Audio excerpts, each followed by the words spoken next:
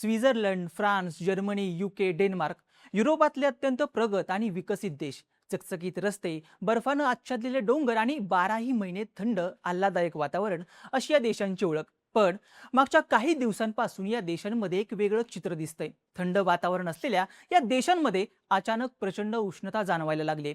इथलं तापमान एवढं वाढलंय की यामुळं चक्क रस्ते वितळत आहेत, रेल्वेचे रूळ वाकत आहेत. मागच्या 7 दिवसात युरोपमध्ये उष्णतेच्या लाटेमुळे 1300 पेक्षा जास्त लोकांचा मृत्यू झालाय. उष्णता सहन होत नाही म्हणून अनेक लोक नद्या आणि तलावांमध्ये उतरलेत, पण यामुळे पाण्यात बुडून तब्बल 55 जणांचा मृत्यू झाला. युरोपातली सध्याची परिस्थिती अत्यंत भीषण आहे. या देशांमधल्या लोकांनी आजपर्यंत एवढी उष्णता कधीच पाहिलेली नाहीये. पण हे सगळं का घडतंय? युरोपमध्ये अचानक एवढी प्रचंड हीट वेव्ह कशी आली? याचा इथल्या लोकांना इतका त्रास का होतोय? आणि ही उष्णता भारतातल्या उष्णतेपेक्षा वेगळी कशी आहे? पाहूयात या व्हिडिओमधून. नमस्कार, मी ओंकार आणि तुम्ही पाहताय बोल व्हिडिओ. तर सुरुवातीला युरोपमधली सध्याची स्थिती काय आहे ते पाहूयात. युरोपातला फ्रान्स हा देश उष्णतेनं सर्वाधिक प्रभावित झालाय. फ्रान्समध्ये अनेक ठिकाणी जमिनीचं तापमान तब्बल 60 डिग्री सेल्सिअसच्या पार गेले. त्यामुळं या देशातले रस्ते वितळायला लागलेत. उष्णतेमुळं रेल्वे रूळ डॅमेज झालेत. यामुळं इथली रेल्वे सेवा थांबवण्यात आले. फ्रान्सचं सरासरी तापमान 30 डिग्री सेल्सिअसच्या आसपास असतं, पण हीट वेव्हमुळं पिसो शहरात तब्बल 44.3 डिग्री सेल्सिअस तापमानाची नोंद झाली. फ्रान्सच्या इतिहासामधलं हे सर्वाधिक तापमान आहे. इथं रात्रीचं तापमानही सरासरी 22 डिग्री सेल्सिअसच्या वर गेलंय, जो एक नवा रेकॉर्ड आहे. फ्रान्स सरकारनं उष्णतेमुळे 1300 पेक्षा जास्त शाळा बंद ठेवण्याचे आदेश दिले आहेत. सार्वजनिक ठिकाणी दारू पिण्यावरती बंदी घालण्यात आले, तर वीज यंत्रणेत बिघाड झाल्यामुळे 50,000 घरांचा वीज पुरवठा खंडित झालाय. जर्मनीमध्ये सुद्धा उष्णतेमुळे रेल्वेचे रूळ वितळत आहेत. त्यामुळे अनेक ठिकाणी गाड्या रद्द कराव्या लागत आहेत. शनिवारी जर्मनीतल्या ड्रेविड्स शहरात 41.5 डिग्री सेल्सिअस तापमानाची नोंद झाली. जर्मनीच्या इतिहासामधलं हे आतापर्यंत सर्वोच्च तापमान आहे. इथल्या कुपशूट शहरात रात्रीचं तापमान 29.4 डिग्री सेल्सिअसच्या खाली गेलं नाही. अशा प्रकारे ही जर्मनीच्या इतिहासामधली सगळ्यात उष्ण रात्र ठरली. ब्रिटनमध्ये तर गरमीनं हाहाकार माजलाय. देशात या आठवड्यात सलग 3 दिवस 35.6 डिग्री सेल्सिअस पेक्षा जास्त तापमानाची नोंद होऊन आधीचे सगळे रेकॉर्ड मोडले गेले. दक्षिण इंग्लंडमधलं तापमान 36.4 डिग्री सेल्सिअस पर्यंत पोहोचलं, जो जून महिन्यातला नवा रेकॉर्ड आहे. तीव्र उष्णतेमुळे देशातली विजेची मागणी अचानक वाढली. उष्माघातामुळे दवाखान्यात भरती होणाऱ्या रुग्णांची संख्याही अचानक वाढली. त्यामुळे इथल्या अनेक मोठ्या रुग्णालयांना आणीबाणीची स्थिती जाहीर करावी लागली. ब्रिटनमधल्या 1000 पेक्षा जास्त शाळा बंद ठेवण्याचे आदेश देण्यात आले असून शाळेच्या इमारती इतक्या तापल्या आहेत की तिथं विद्यार्थी आणि शिक्षकांना बसणंही अशक्य झालंय. युरोपमधल्या चेक Republic, Spain, Portugal, Denmark, Italy, Poland या देशांमध्येही कमी अधिक प्रमाणात ही स्थिती आहे. अनेक ठिकाणी तापमान 40 डिग्री सेल्सिअसच्या पार गेल्यानं जंगलांना आग लागण्याची स्थिती निर्माण झाली आहे. अनेक शहरांमध्ये उष्णतेचा रेड अलर्ट जारी करण्यात आलाय.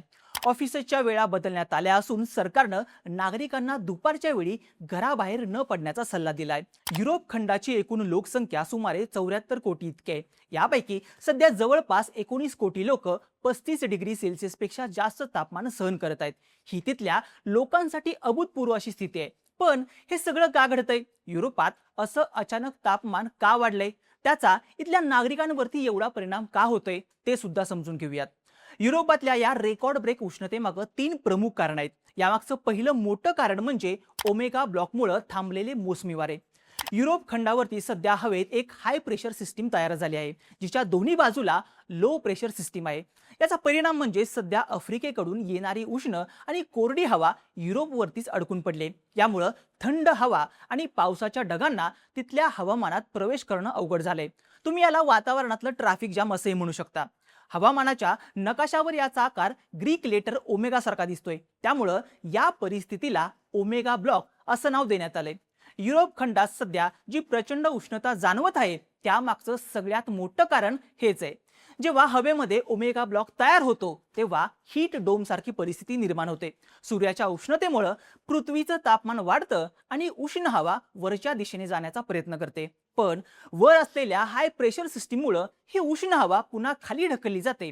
हवा खाली ढकलली गेल्यामुळे तिच्यावरती आणखीन प्रेशर वाढतं आणि ती आणखीन गरम होते. त्यामुळे प्रेशर कुकर सारखी स्थिती निर्माण होते. हीच परिस्थिती सध्या युरोपमध्ये निर्माण झाली आहे. खरं तर युरोप हा थंड हवामानाचा प्रदेश आहे.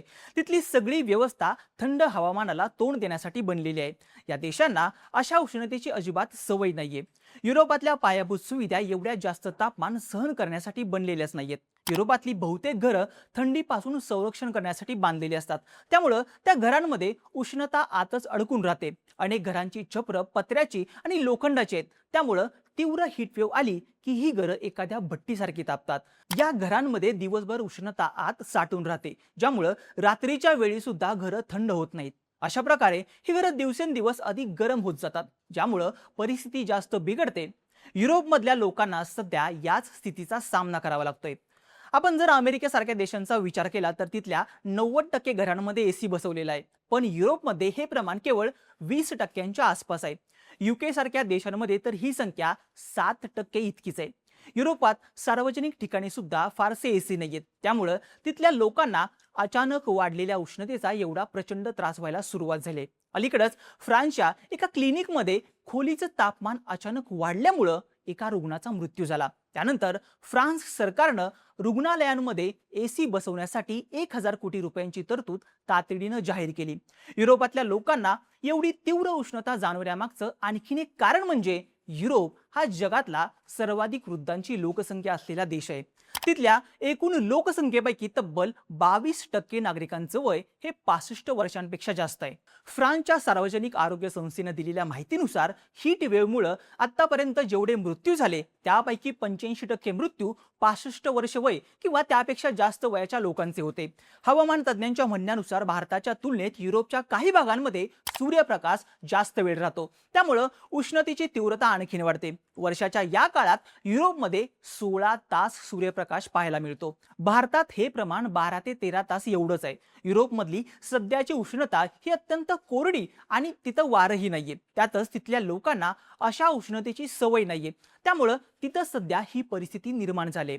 आता सगळ्यात महत्त्वाचा प्रश्न म्हणजे युरोपातली ही परिस्थिती आणखीन किती दिवस कायम राहणार. तर तज्ज्ञांच्या म्हणण्यानुसार ही डोम हळूहळू पश्चिम युरोपकडून पूर्व युरोपाकडे सरकतोय. येत्या काही दिवसात अंटार्क्टिकाच्या दिशेहून थंड वारे येतील, ज्यामुळे थोडाफार दिलासा मिळू शकतो. पश्चिम फ्रान्समध्ये या आठवड्यापासून तापमान कमी व्हायला सुरुवात होईल. तर इतर भागात 1 जुलैपर्यंत हवामान असंच उष्ण राहील असा अंदाज आहे.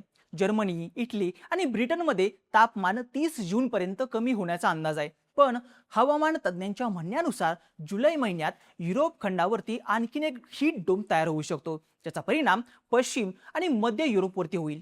स्पेन, पोर्तुगाल, फ्रान्स, जर्मनी, दक्षिण इंग्लंड आणि उत्तर इटलीमध्ये 6 ते 10 दिवस तीव्र उष्णतेच्या लाटेची शक्यता वर्तवण्यात आली. हा हीट डोम 7 ते 10 जुलै दरम्यान सक्रिय होऊ शकतो असा अंदाज आहे. अनेकांच्या म्हणण्यानुसार सध्या युरोपमध्ये जी हीट वेव्ह आली आहे त्यापेक्षा तीव्र हीट वेव्ह जुलै महिन्यात येऊ शकते. आधीच आत्ताच्या हीट वेव्हमुळे जमिनीचा ओलावा कमी झालेला आहे. अनेक शहरांमधले रस्ते आणि इमारती तापलेले आहेत. वातावरणामधला थंडावा कमी झालेला आहे. पण येणाऱ्या काळात याहीपेक्षा भीषण परिस्थिती निर्माण होऊ शकते असा अंदाज वर्तवण्यात आलाय. एकूणच काय तर युरोपमध्ये येत्या ऑगस्ट महिन्यापर्यंत अशी स्थिती कायम राहण्याची शक्यता आहे. महत्त्वाचं म्हणजे यंदाचं वर्ष अल निनोचं आहे. या घटनेमुळे युरोपात दुष्काळाचा धोकाही निर्माण झाला आहे. आता युरोपियन देश या सर्व परिस्थितीला कसं तोंड देतात हे पाहणं महत्त्वाचं ठरणार आहे. तुम्हाला या सगळ्याबाबत काय वाटतं? युरोप खंडामध्ये एवढी भीषण परिस्थिती का निर्माण झाली असावी? तुमचं मत आणि प्रतिक्रिया आम्हाला कमेंट करून नक्की सांगा. आणि अशाच माहितीपूर्ण व्हिडिओसाठी बोलबिडूच्या YouTube चॅनलला सबस्क्राईब करायला विसरू नका.